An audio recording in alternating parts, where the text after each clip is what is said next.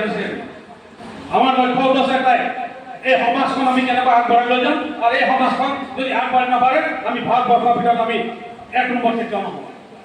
আৰু 1 নম্বৰ আনিবৰ কাৰণে আমাৰ মুখ্যমন্ত্ৰী মহোদয় সপোন দেখি আছে আৰু ইয়াৰ কাৰণে আপোনালোকৰ সহযোগিতা আগবঢ়াব লাগিব। আৰু সেইকাৰণে আজি স্মাৰ্টফোন দিয়াৰ ব্যৱস্থা কৰিছে। এই স্মাৰ্টফোন কেলে দিছে আমাৰ বৰাচাৰ গ'লেই আমাৰ বাইদেউ কৈছে, এই বাইদেউ কৈছে মই একো ব্যাখ্যা নকৰোঁ। এই মোবাইল ফোনেদি গাঁৱৰ কাৰোবাৰ যদি দুখ বিপদ হয় আপোনাক মেডিকেল খবৰ দিব, কাৰোবাৰ যদি চুৰ ডকাইত হৈ গৈছে থানাত খবৰ দিব, আৰু লাভৰ থানা চেয়াৰমেন মই মোৰো নম্বৰ চলিব মোকো খবৰ দিব।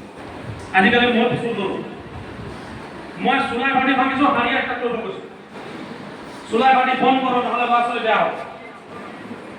গম পাইছেনে?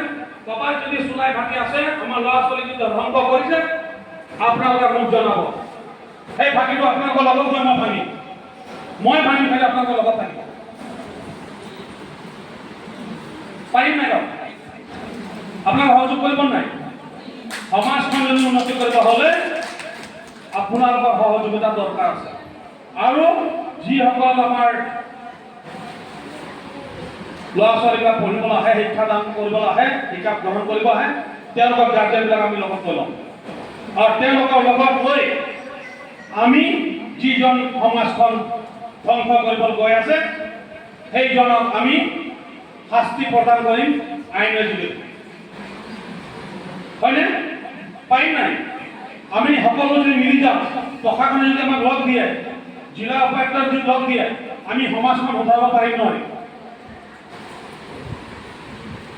আপোনালোকক মই বহুত বেছি দিবলৈ কৈছোঁ, হয়তো আপোনালোকে বেয়া পাইছে, দেৰিও হৈছে কিজানি, নহয় জানো?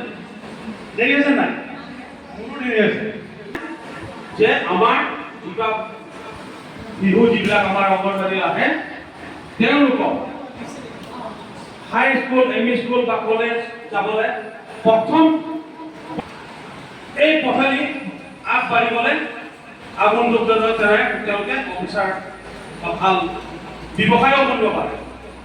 কাৰণ সব যে আমি চাকৰি কৰিম বুলি ক'লে নহ'ব, কাৰণ চাকৰি 1-1.5 চাকৰি ৰিটায়াৰমেণ্ট হৈ গ'লে এইবিলাক চাকৰি চব ফিলাপে হৈ গ'ল। এতিয়া আৰু ফিলাপ হ'বলৈ আৰু 10-15 বছৰ লাগি যাব, তেতিয়াহে ইমান চাকৰি দিবলৈ চিন্তা কৰিছে। আৰু এটা কথা মনত থ'ব, আমি ভাৰতবৰ্ষত এনেকুৱা এজন প্ৰধানমন্ত্ৰী পাইছোঁ যে ইণ্ডিয়া টিভিত তেওঁ ফাইজ কৰিবলৈ ওলাইছে।